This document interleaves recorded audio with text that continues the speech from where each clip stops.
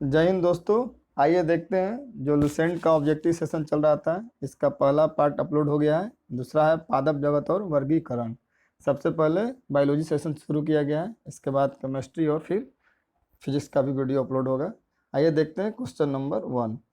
निम्नलिखित में से किसे वर्गी का पितामह कहा जाता है, यानी वर्गी का पितामह किसे कहा जाता है? तो कहा जाता है लिनियस को। द्विनाम पद्धति के प्रतिपादक हैं, तो द्विनाम पद्धति के प्रतिपादक कौन है? तो ये लिनियस हैं।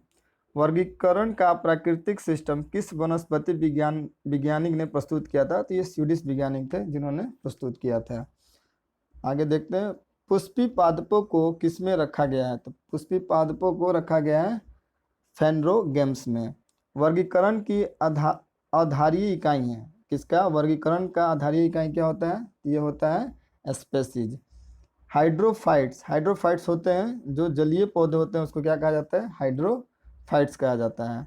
आगे देखते हैं, द्विनाम पद्धति में क्या होता है? एक वंश होता है और दूसरा जाति होता है।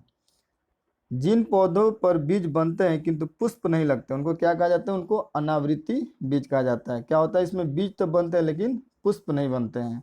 जीवाणु की खोज किसने की? तो जीवाणु की खोज किसने किया था? तो ल्यूवेन हुक ने। जीवाणु की खोज किसने किया? ल्यूवेन हुक ने। आगे देखते हैं, जीवाणु से संबंधित निम्न कथनों में कौन सा सही है? तो अधिकांश जीवाणु विविध पोषी होते हैं किंतु कुछ स्वपोषी होते हैं, ये सही है। जीवाणुओं को पौधे माना गया है। क्यों माना गया है? तो पौधों को जीवाणुओं को पौधा इसलिए माना गया क्योंकि इनमें कठोर कोशिका भित्ति होती है। क्या होती है? इसमें कठोर कोशिका भित्ति होती है। जीवाणुवी कोशिकाओं में नहीं होता है। तो सूत्र कणिका क्या होती है? जीवाणु कोशिकाओं में नहीं होती है। जीवाणुओं की साधारण आकृति क्या होती है? तो जीवाणुओं की साधारण आकृति कैसी होती है? तो ये छड़ रूपी होती है। जो जीवाणु आकार में सबसे छोटे होते हैं कहलाते हैं, उसको गोलांडू कहा जाता है। जो आकार में सबसे छोटा होता है उसको क्या कहा जाता है? गोलाणु कहा जाता है। और साधारणतः इसकी आकृति कैसी होती है? तो छड़ रूपी होती है। एक गोल जीवाणु कहलाता है। एक गोल जीवाणु क्या कहलाता है? एक गोल जीवाणु को कोकस कहा जाता है। एक सर्पिल जीवाणु को कहते हैं, सर्पिल जीवाणु को क्या कहा जाता है? देखिए, सर्पिल है तो इसको एस्पाइरिल्स कहा जाता है और गोल जीवाणु को कोकस कहा जाता है। वास्तविक केंद्रक किसमें अनुपस्थित होता है? इसमें उपस्थित नहीं, अनुपस्थित की बात होती है। किसमें? तो ये जीवाणु में वास्तविक केंद्रक का अभाव पाया जाता है। निम्नलिखित में से कौन सर्वाधिक संख्या में पाए जाते हैं? सर्वाधिक संख्या में सबसे अधिक क्या पाया जाता है? तो जीवाणु पाया जाता है।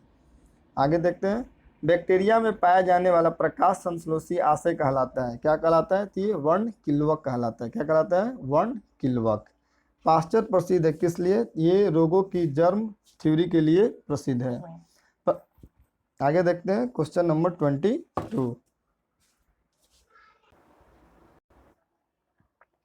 निम्नलिखित में से सबसे छोटा जीव कौन है? तो इसमें सबसे छोटा जीव क्या हो जाता है? माइकोप्लाज्मा। आगे देखते हैं, जो जीवाणु सीधे ही वायुमंडलीय नाइट्रोजन को नाइट्रोजन के यौगिकों में बदलते हैं क्या कहलाते हैं? ये नाइट्रोजन स्थिरीकरण जीवाणु कहलाते हैं। मूल ग्रंथिकाओं पाई जाती है। क्या है? मूल ग्रंथिकाओं पाई जाती है। क्या पाई जाती है? तो कुछ लिग्यूमिनस पादपों तथा कुछ अन्य पौधों में भी मूल ग्रंथिकाओं का पाया जाता है। अधिक नमक वाले अचार जीवाणु जीवित नहीं रह पाते हैं क्योंकि ये जीव द्रव्य अंकुचित हो जाते हैं और इस तरह वे मर जाते हैं। मानव की आंत में पाया जाने वाला जीवाणु, तो मानव की आंत में पाया जाने वाला जीवाणु कहा जाता है एसरिसिका कोलाई। एसरिसिया कोलाई। तपेदिक उत्पन्न करने वाला जीवाणु यानी टीबी उत्पन्न करने वाला जीवाणु को क्या कहते हैं? माइकोबैक्टीरिया कहा जाता है। क्या कहा जाता है? माइक्टोबैक्टीरियम। भोजन की विषाक्तता उत्पन्न होती है। भोजन की विषाक्तता कैसे उत्पन्न होती है? तो क्लेस्ट्रोडियम बेटुलिनम द्वारा। एंटीबायोटिक्स अधिकांशतः प्राप्त होते हैं। एंटीबायोटिक्स अधिकांशतः किससे प्राप्त होते हैं? तो ये जीवाणुओं से प्राप्त किया जाता है। यदि एक जीवाणु कोशिका प्रति 20 मिनट विभाजित होती है तो 2 घंटे में कितने जीवाणु बनेंगे? यानी 20 मिनट में 2, अगले 20 मिनट यानी 40 में 2 दूनी का 4, 60 मिनट में 8 यानी 1 घंटे में 8 और अगले 1 घंटे में 8, 8 64 कितने होंगे? तो 64 जीवाणु बनेंगे। आगे देखते हैं, नाइट्रोजन स्थिरीकरण में हीमोग्लोबिन का क्या कार्य होता है? जो नाइट्रोजन स्थिरीकरण होता है उसमें हीमोग्लोबिन का कार्य क्या होता है? तो ये ऑक्सीजन का क्या करते हैं? अवशोषण करते हैं। चाय की पत्तियों के फ्यूरिंग में किसका उपयोग किया जाता है? चाय की पत्तियों में क्यूरिंग किसका होता है? तो ये जीवाणु का। मृदा में धान की पैदावार बढ़ाने वाली मुक्त जीवी जीवाणु कौन सी होती है? जो मृदा होती है जो धान की पैदावार को बढ़ाती है, क्या होती है? एना बीना होता है, एना बीना। आगे देखते हैं, प्रशीतन खाद परीक्षण में मदद करता है। क्या मदद करता है? तो जैव रासायनिक अभिक्रिया की दर को कम करके। दही जमाने में निम्नलिखित में से किस सूक्ष्मजीवी का प्रयोग किया जाता है? तो दही जमाने में लैक्टोबैसिलस का प्रयोग किया जाता है। निम्नलिखित में से किसके द्वारा दूध खट्टा होता है? दूध खट्टा हो जाता है किसके कारण से? तो ये बैक्टीरिया के कारण से दूध खट्टा हो जाता है। दूध के दही के रूप में जमने का कारण क्या है? तो इसमें हो जाता है लैक्टोबैसिलस जीवाणु की वजह से दूध के दही में रूपांतरण होता है। आगे देखते हैं क्वेश्चन नंबर 39। निम्न में कौन सा सहजीवी नाइट्रोजन यौगिकरण जीवाणु है? क्या पूछ रहा है कि सहजीवी नाइट्रोजन यौगिकरण जीवाणु है? तो ये हो जाते हैं राइजोबियम हो जाते हैं। सर्वप्रथम विषाणु की खोज यानी वायरस की खोज किसने की थी? तो वायरस की खोज इवान वास्की ने किया था। विषाणु माने जाते हैं सजीव और निर्जीव के बीच एक ट्रांजिशनल ग्रुप के लिए माना जाता है। विषाणु को क्या माना जाता है? ये सजीव और निर्जीव के बीच की एक ट्रांजिशनल ग्रुप होते हैं। आगे देखते हैं, निम्नलिखित में किसे एंजाइम नहीं होता है? एंजाइम किसमें नहीं होता है? तो विषाणु में एंजाइम नहीं होता है। टीएमबी शब्द संबंधित है किससे? तो विषाणु से। विषाणु वृद्धि करता है जीवित कोशिकाओं में। कहाँ के? जीवित कोशिकाओं में। विषाणु निर्जीव माने जाते हैं। विषाणु को निर्जीव क्यों माना जाता है? तो ये क्रिस्टलाइज हो सकते हैं। क्या हो सकते हैं? इसे क्रिस्टलाइज किया जा सकता है, इस वजह से विषाणु को निर्जीव माना जाता है। एंजाइम उपस्थित होते हैं। एंजाइम कहाँ उपस्थित होते हैं? तो ये विषाणुओं में। कहाँ होते हैं? विषाणुओं में। आगे देखते हैं, विषाणु में क्या होता है? तो विषाणुओं में न्यूक्लिक एसिड और प्रोटीन होता है। विषाणु में क्या होता है? न्यूक्लिक एसिड और प्रोटीन होता है। आलू में मोजेक रोग कौन सा रोग है? आलू में मोजेक रोग के कारण क्या है? तो इसका कारण भी क्या है? इसके कारण भी विषाणु है। आगे देखते हैं, शैवाल विज्ञान में किसका अध्ययन किया जाता है? तो शैवाल विज्ञान में शैवाल का अध्ययन किया जाएगा। शैवालों की कोशिका भित्ति किसकी बनी होती है? तो शैवालों की कोशिका भित्ति बनी होती है सेलुलोज की। हाइड्रा की स्रावी कोशिकाओं में कौन सा सहजीवी शैवाल मिलता है? तो इसमें यूकेलोरेला मिलता है। आगे देखते हैं क्वेश्चन नंबर 52। सारगोसो समुद्र का नाम पड़ा है। समुद्र का नाम सारगोसो क्यों पड़ा है? तो इसमें शैवालों की उपस्थिति के कारण इसका नाम सारगोसो पड़ा है। आगे देखते हैं, गलकंड रोग से बचा जा सकता है और कुछ समुद्री खरपतवार खाने से इसका इलाज होता है क्योंकि इनमें प्रचुर मात्रा में होता है। क्या होता है? तो आयोडीन की मात्रा होती है, क्योंकि ये समुद्र के खरपतवार हैं, यहाँ नमक की मात्रा अधिक होती है। किस शैवाल से आयोडीन प्राप्त किया जाता है? तो जिस शैवाल से आयोडीन प्राप्त किया जाता है उसको क्या कहते हैं? उसको कहते हैं लेमिनेरिया। केल्प प्राप्त होता है। केल्प कहाँ से प्राप्त होता है? तो ये समुद्री शैवालों से प्राप्त किया जाता है। निम्नलिखित में से कौन सा स्वपोषी है? तो स्वपोषी कौन होता है इसमें? तो शैवाल क्या होते हैं? स्वपोषी होते हैं। निम्न में से कौन जैव उर्वरक के रूप में उपयोग होता है? तो जैव उर्वरक के रूप में किसका उपयोग किया जाता है? तो राइजोबियम, एजोला, नील हरित शैवाल उपयुक्त सब यानी सभी का प्रयोग किसमें होता है? तो जैव उर्वरक के रूप में किया जाता है। आगे देखते हैं क्वेश्चन नंबर 58।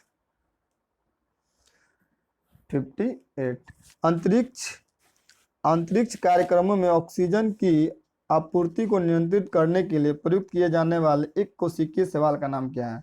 ये हो जाता है क्लोरेला। लाल सागर का लाल रंग किसकी उपस्थिति के कारण होता है? लाल सागर है और जो दिखने में लाल दिखता है, तो किसकी उपस्थिति के कारण? ये हो जाता है शैवाल की उपस्थिति के कारण। एगार किससे तैयार किया जाता है? तो एगार किससे होता है? तो ये शैवाल का बना होता है। एगार किसके? शैवाल का। आगे देखते हैं, वनस्पति जगत के गैर हरित विषम पोषित पौधे कौन से हैं? तो ये फंजाई होते हैं। क्या होते हैं? फंजाई। कॉको की कोशिका भित्ति किसकी बनी होती है? तो ये काइटिन एवं हेमीसेलुलोज की बनी होती है। किसकी बनी होती है? काइटिन और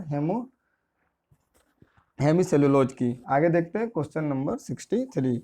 कॉको द्वारा रिजर्व यानी संचित भोज्य पदार्थ किस रूप में संचित होता है? तो ये ग्लाइकोजन के रूप में संचित होता है। किसके रूप में? ग्लाइकोजन के रूप में। सभी कवक सदैव होते हैं, कैसे होते हैं? तो विविध पोषी होते हैं।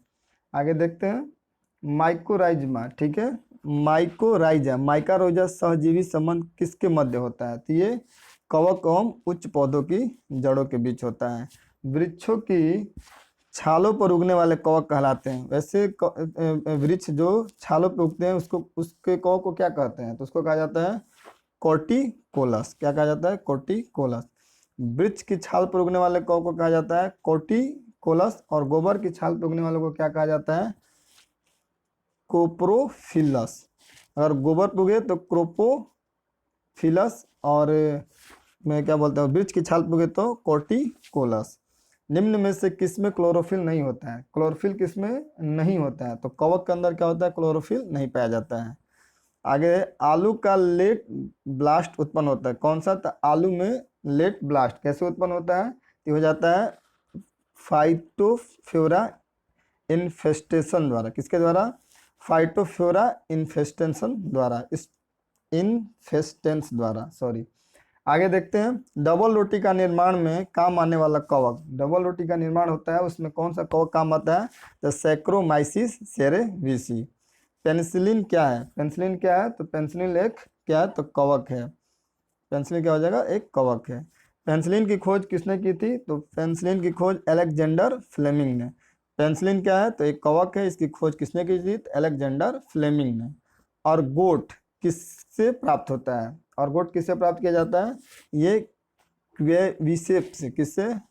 क्लेविसेप से प्राप्त किया जाता है और गोट। आगे देखते हैं औद्योगिक स्तर पर पेनिसिलिन प्राप्त किससे किया जाता है? तो पेनिसिलिन पेनिसिलियम क्राइसोजेन से प्राप्त किया जाता है। पेनिसिलिन प्राप्त किया जाता है किससे? तो पेनिसिलियम क्राइसोजेनम से। आगे देखते हैं ईस्ट में कायिक जनन होता है, ये मुकुलन द्वारा। क्वेश्चन पूछता है कि ईस्ट में कायिक जनन किसके द्वारा होता है? तो मुकुलन द्वारा होता है। आगे देखते हैं जब गेहूं के गुथे हुए आटे में ईस्ट कोशिकाएं मिलाई जाती है तब डबल रोटी कोमल और छिद्रयुक्त हो जाती है। क्यों हो जाती है? तो क्योंकि इसमें कार्बन डाइऑक्साइड का उत्पन्न कर रोटी को स्पंजी और मुलायम बना देता है, जिस कारण से हो जाता है। आगे देखते हैं क्वेश्चन नंबर 77। क्वेश्चन नंबर 77, ये पीडीएफ का पेज नीचे ऊपर थोड़ा हो गया है। देखते हैं क्वेश्चन नंबर 77। निम्नलिखित में से कौन खाने योग्य कवक है? खाने योग्य कवक इसमें कौन सा है? तो इसमें खाने योग्य हो जाएगा एगेरिकस। एगेरिकस।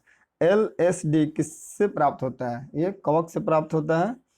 विस्तृत स्पेक्ट्रम प्रतिजैविक किससे उत्पन्न होता है? ये उत्पन्न होता है स्ट्रेप्टोमाइसिस से। स्ट्रेप्टोमाइसिस से।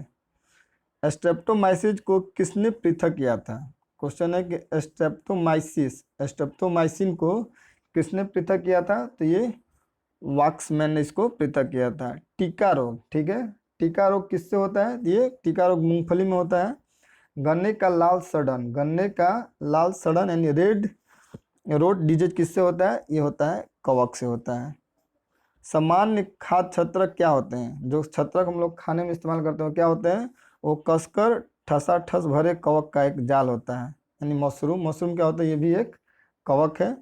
जो हम लोग मशरूम खाने में इस्तेमाल करते हैं वो क्या है? वो एक कवक है। प्रथम वियुक्त प्रतिजीविकी कौन सा है? पूछ रहा है कि प्रथम वियुक्त प्रतिजीविकी कौन सा था? तो हो जाता है पेनिसिलिन। आगे देखते हैं एथलीट फुट नामक बीमारी किससे उत्पन्न होता है? तो एथलीट फुट होता है कवक से। आगे देखते हैं निम्नलिखित में से कौन सा एक कवक एवं उच्च पादप की जड़ों के बीच उपयोगी कार्यात्मक संबंध को दर्शाता है? ये माइकोकार्जा। कौन दर्शाता है? तो माइकोराइजा। क्वेश्चन क्या था कि कवक एवं उच्च पादप की जड़ों के बीच उपयोगी कार्यात्मक संबंध को कौन दर्शाता है? तो माइकोराइजा। एफ्लाविस किससे बनता है? एफ्लाविस भी किससे बनता है? ये कवक से बनता है। आगे देखते हैं एस्पॉर्जिलस का उपयोग किसके बनाने में किया जाता है? तो एस्पॉर्जिलस का उपयोग करके क्या बनाया जाता है? तो पनीर बनाया जाता है। लाइकेन जो एक नग्न चट्टान पर पारिस्थितिकी अनुक्रम को प्रारंभ करने में सक्षम है और वास्तव में किसके सहजीवी का सहचर्य है, तो ये शैवाल और कवक का सहचर्य है। निम्नलिखित में से क्या SO2 प्रदूषण का सर्वोत्तम सूचक है, तो SO2 में क्या होता है प्रदूषण के लिए, लाइकेन को देखा जाता है। ठीक है।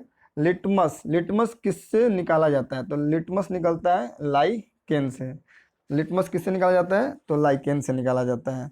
लाइकेन में कवक और शैवाल के मध्य सहजीवी संबंध होता है। ये क्या होता है, लाइकेन और कवक, ये हो जाता है हेलोटिज्म। लाइकेन और कवक, सॉरी, लाइकेन में कवक और शैवाल के मध्य सहजीवी संबंध क्या होता है, तो हेमिटिज्म होता है, सॉरी हेलोटिज्म होता है। नेक्स्ट देखते हैं, पेड़ों की छाल पर उगने वाले लाइकेन को क्या कहते हैं। पेड़ों की छाल पर जो लाइकेन उगते हैं उसको कार्टिकोलस कहा जाता है, कार्टिकोलस कहा जाता है। आगे देखते हैं, चट्टानी स्तरों पर लाइकेन विकास को क्या कहते हैं, तो सेक्सिकोल्स कहते हैं।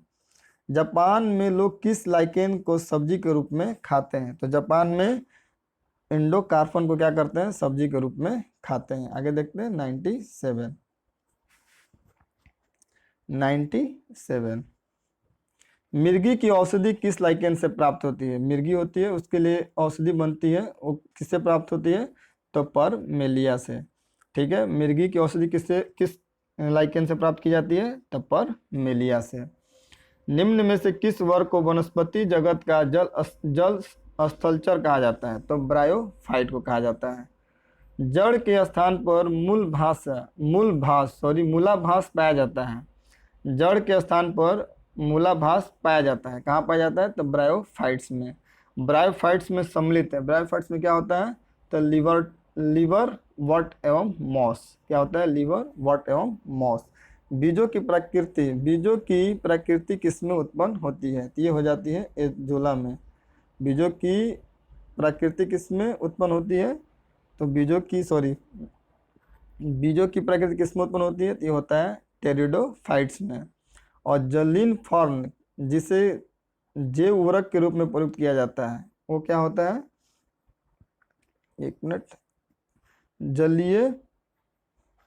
जलीय फॉर्म जिसे जैव उर्वरक के रूप में प्रयुक्त किया जाता है, वो क्या होता है, तो होता है एजोला। जलीय फॉर्म मतलब एजोला, जलीय तो जोला।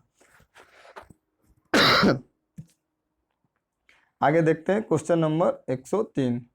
पुनर्जीवन का गुण होने के कारण निम्न में किसे मेजों पर सजावट के लिए रखते हैं। सजावट के लिए, तो सिलेजीनेला को। किसको रखा जाता है, सिलेजीनेला को। आगे देखते हैं, निम्नलिखित में से किसके बीजाणु दवा के रूप में प्रयोग किए जाते हैं, तो ये हो जाता है लाइकोपेडियम का। निम्नलिखित में से किस जैव उर्वरक के रूप में प्रयोग किया जाता है, तो एजोला को जैव उर्वरक के रूप में प्रयोग किया जाता है। सबसे अधिक क्रोमोसोम किसमें पाए जाते हैं, तो सबसे अधिक क्रोमोसोम पाए जाते हैं टेरिडोफाइट्स में। किसमें पाए जाते हैं, तो टेरिडोफाइट्स में। किस वर्ग के पौधे के बीज बनते हैं परंतु बीज नग्न रूप में पौधे पर लगे रहते हैं, तो ये हो जाता है जिम्नोस्पर्म में। संसार के सबसे लंबे पौधे किससे संबंधित होते हैं, तो ये होते हैं जिम्नोस्पर्म से। संसार के सबसे लंबे पौधे किससे संबंधित है, तो जिम्नोस्पर्म से। जिम्नोस्पर्म का मेवा किसे कहा जाता है, ये कहा जाता है चिलगोजा को। जिम्नोस्पर्म का मेवा किसे कहा जाता है, तो चिलगोजा को। आगे देखते हैं, कोरेलाइड जड़ किसमें पाई जाती है, तो कोरेलाइड जड़ किसमें पाई जाती है, ये साइकस में पाई जाती है। सबसे बड़ा बीजांड किसमें होता है, तो सबसे बड़ा बीजांड होता है साइकस में। चिलगोजा किससे प्राप्त होता है, तो चिलगोजा प्राप्त होता है पाइनस से। साबूदाना किससे बनाया जाता है, जो साबूदाना खाने में इस्तेमाल होता है वो कैसे बनाता है, तो वो साइकस का बना होता है। किसका, साइकस का। दामा एवं खांसी के रोग में काम आने वाली औषधि इफेड्रिन किससे प्राप्त की जाती है, तो इफेड्रिन प्राप्त की जाती है इफेड्रा से। इफेड्रिन प्राप्त की जाती है इफेड्रा से। विषाणु वायरस यानी वायरस क्या होता है, ये अकोषीय होता है। क्या होता है, अकोषीय होता है। आगे देखते हैं, विषाणु यानी वायरस पर प्रतिजैविकों के प्रभाव के बारे में निम्नलिखित में कौन सा कथन सही है, तो वायरस अजीवित और निर्जीव अस्तित्व है किंतु ये प्रतिजीवाणुओं के साथ पारस्परिक क्रिया कर सकते हैं। बिल्कुल सही, यानी यही इसका सही आंसर हो जाएगा। आगे देखते हैं, इसके ऊपर क्वेश्चन कुछ छूट गए थे, PDF एक पेज नीचे ऊपर हो गया है। आगे देखते हैं क्वेश्चन नंबर 117। 117 में तेल प्रदूषण को नियंत्रण में प्रयुक्त होने वाला सुपर बग क्या है? ठीक है, इसका हो जाएगा जीवाणु विकृति।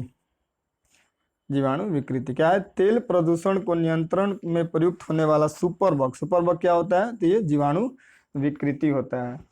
निम्नलिखित में से कौन प्रदूषक का संकेतक होता है? ये लाइकेन। लाइकेन क्या होता है? ये प्रदूषण का संकेतक होता है। निम्नलिखित में से किसे जैविक खाद के रूप में प्रयुक्त किया जाता है? तो जैविक खाद के रूप में किसे प्रयुक्त किया जाता है? एजोला को क्या किया जाता है? जैविक खाद के रूप में प्रयोग किया जाता है। निम्नलिखित में से कौन सा जैविक नाइट्रोजन निर्धारण से संबंधित है? तो नीला हरा सवाल क्या है? ये नाइट्रोजन निर्धारण से संबंधित है। आगे देखते हैं, पादप जगत में निम्नलिखित विष्टियों में से कौन सा मुख्यतः जलीय है? तो जलीय हो जाएगा शैवाल। आगे देखते हैं 122। 122 निम्नलिखित में से किस हिस्से में विभेदित कार्य नहीं होता है? क्या होता है? विभेदित कार्य नहीं होता है, तो हो जाता है थैलोफाइटा में। थैलोफाइटा में। निम्नलिखित में से किसे जिम्नोस्पर्म के तहत वर्गीकृत किया गया है? किसको किया गया है? तो पाइनस को किया गया है। आगे देखते हैं 124। लिटमस विलियन बैगनी रंग का ऐसा रंजक होता है जिसे वर्ग के एक पौधे से निकाला जाता है। किस वर्ग से? तो थैलोफाइटा से इसको निकाला जाता है। आगे देखते हैं, निम्न में से किसे हरित शैवाल भी कहा जाता है? हरित शैवाल किसे कहा जाता है? तो क्लोरोफाइसी को हरित शैवाल भी कहा जाता है। आगे देखते हैं क्वेश्चन नंबर 126। निम्नलिखित में से कौन किंगडम फंगी से संबंधित नहीं है? क्या हो जाता है? यूग्लिना जो क्या है? ये किंगडम फंगी से संबंधित नहीं है। इस प्रकार बायोलॉजी ऑब्जेक्टिव का दूसरा सेशन भी समाप्त होता है। बहुत जल्द इसका अगला चैप्टर यानी तीसरा चैप्टर क्या है? पादप और आकृति। सॉरी, इसका अगला चैप्टर हो जाएगा पादप और आकृति। बहुत जल्द उसका वीडियो ऑब्जेक्टिव सेशन लेके आप लोग के सामने उपस्थित होंगे। अगर हमारा प्रयास आपको अच्छा लगता है तो आप हमारे वीडियो को लाइक करें और आप कमेंट में अपना सुझाव दे सकते हैं। बहुत जल्द बायोलॉजी का तीसरा चैप्टर भी लेके उपस्थित होते हैं और इस तरह कोशिश करेंगे कि फिजिक्स और केमिस्ट्री का भी करा दें और उसके बाद हिस्ट्री और ज्योग्राफी का भी किया जाएगा। मेरे ख्याल से ये जो क्वेश्चन लुसेंट का ऑब्जेक्टिव है, ये जो टीचर का एग्जाम है इसमें बहुत ज़्यादा काम करेगा और बिहार दरोगा के लिए भी रामबाण जैसा काम करेगा। Okay, thanks for watching.